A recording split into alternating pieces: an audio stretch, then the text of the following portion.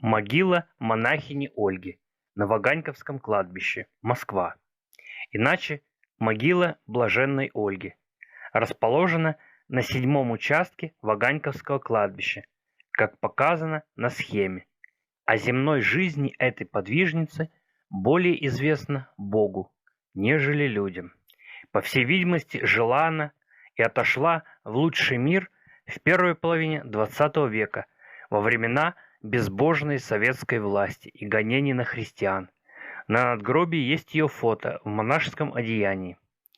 Судя по наименованию блаженной, она, возможно, принимала на себя подвиг юродства ради Христа.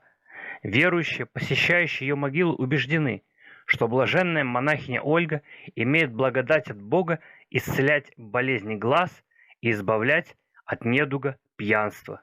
Относительно недавно на ее могиле установили большой православный крест.